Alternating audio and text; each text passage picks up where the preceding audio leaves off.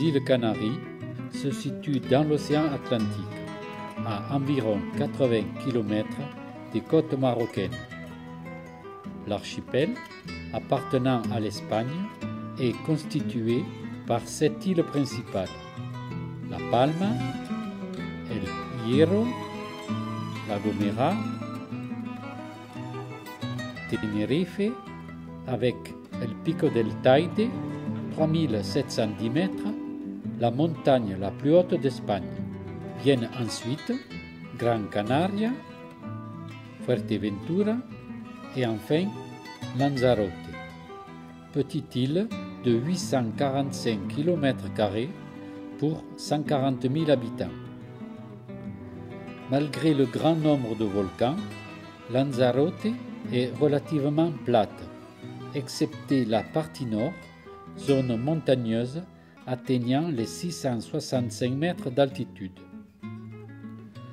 Notre séjour se fera à partir du village d'Arilla, petite oasis située à 300 mètres d'altitude. Notre hébergement, un peu à l'écart du village, précisément à la Finca La Fuentecilla, en français, propriété La Petite Source. Je vous laisse apprécier l'architecture de la maison,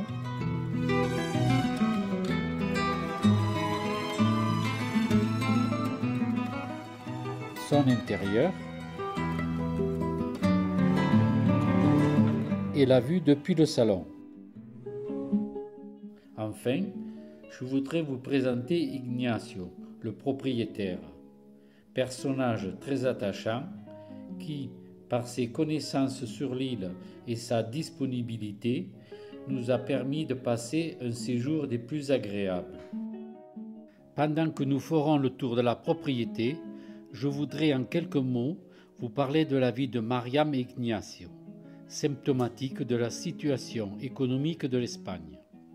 Jusqu'à peu, Mariam tenait un restaurant, Ignacio vendait des piscines. Afin de construire cette propriété, ils ont fait un crédit hypothécaire. Crédit hypothécaire veut dire que l'on peut emprunter jusqu'à 80% du bien que l'on veut acquérir, et non comme chez nous, suivant son salaire. Cela a permis à de nombreux Espagnols de devenir propriétaires. Cela a profité à beaucoup de monde, aux banques bien sûr, aux agents immobiliers, au milieu de la construction et même aux vendeurs de piscines. Mais, comme de bien entendu, ayant trop pressé le citron, le pays se trouva fort dépourvu quand la crise fut venue. L'Espagne, aujourd'hui, compte 25% de chômeurs, 52% chez les jeunes de moins de 25 ans et 1 million de familles endettées. Ainsi, Myriam a fermé son restaurant et pour les piscines, plus de clients.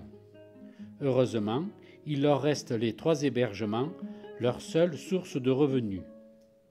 Ignacio, maintenant, cultive son jardin et élève quelques poules.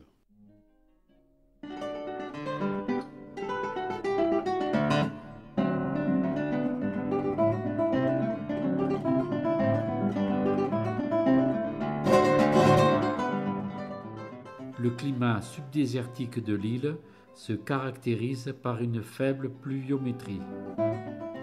On trouvera principalement des palmiers,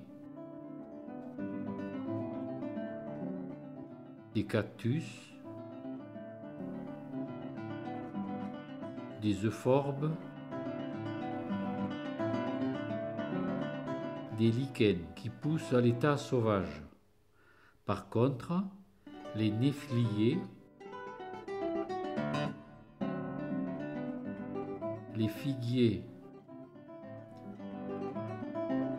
et la vigne, toutes ces cultures demandent à être protégées du vent qui souffle régulièrement sur l'île.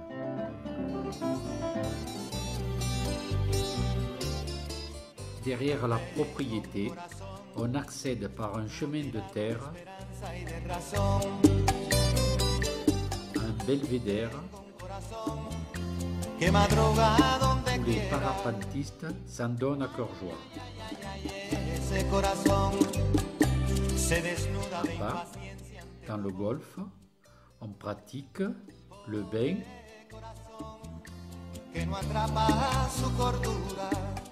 de pied, le kitesurf y hacer burbujas y amor por donde quiera. Oh, pasar la noche en vela, mojado en ti. Un pez para bordar le surf et le body surf. cintura y hacer siluetas de amor bajo la luna. Oh, saciar esta locura, mojado en ti.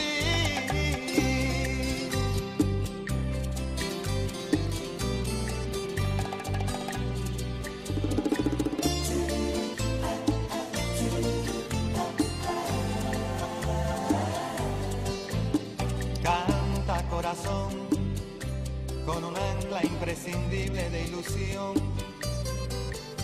Sueña, corazón, no te nubles de amargura. Dans les années 60, le pays désirant développer le tourisme fit appel à un artiste local, César Manrique.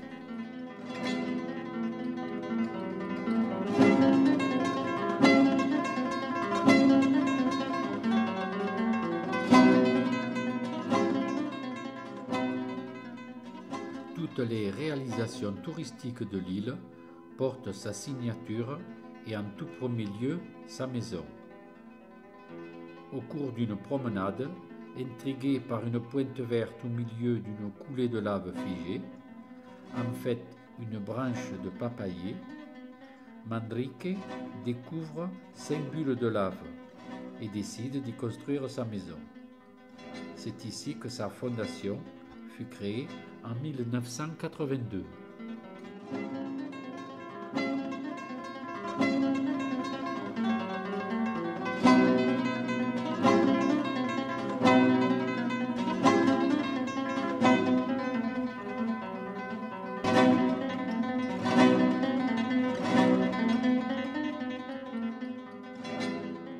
Autre belle réalisation de Manrique, le jardin de cactus. Je vous laisse apprécier la diversité des plantes, mais surtout à penser à l'inventivité de son ou ses créateurs.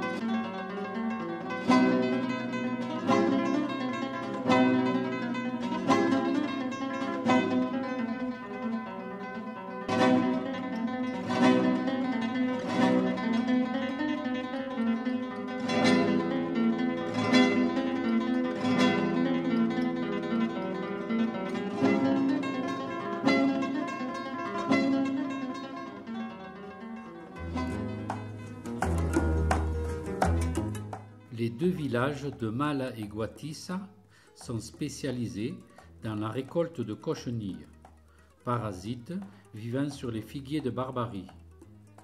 Cette activité, développée sur l'île au XIXe siècle, est en perte de vitesse.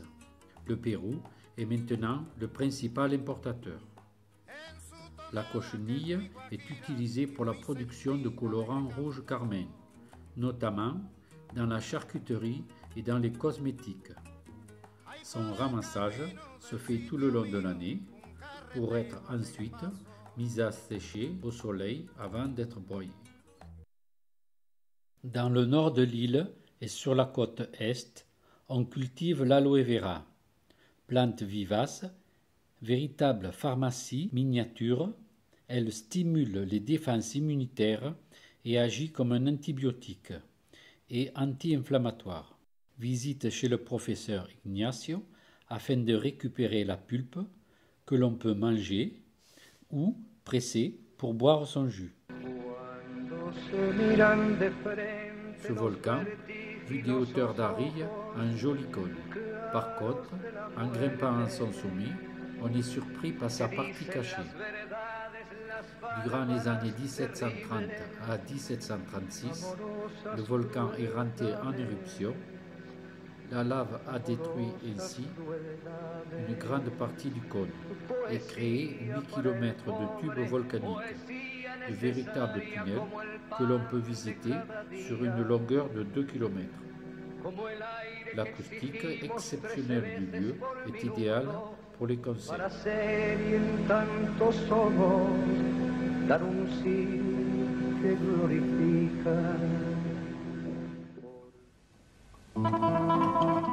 Le parc national de Timanfaya a vu la naissance de 32 cônes volcaniques. Cette région, née de l'éruption des volcans à la même époque que le volcan de la Corona, a détruit de nombreux villages qui ont été recouverts par 8 millions de mètres cubes de lave. Cette grande étendue, appelée Vallée de la Tranquillité, est dominée par le Macizo de Fuego, 525 mètres. Recouvert de cendres, on peut constater à son approche un rayonnement important de chaleur. De nombreuses cheminées servent à la cuisson des aliments dans les restaurants du site. La croûte terrestre étant peu épaisse, environ 2 mètres, la température atteint très rapidement les 400 degrés.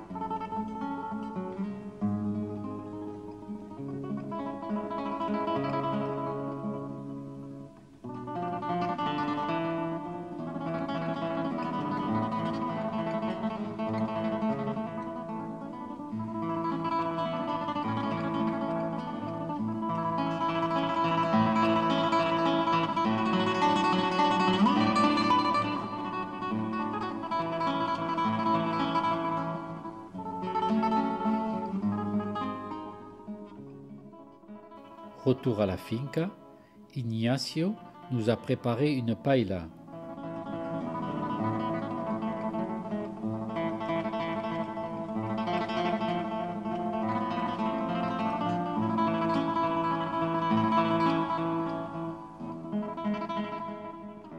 Que nous partagerons avec sa femme Myriam, sa fille Arilla et 2 autres hôtes italiens.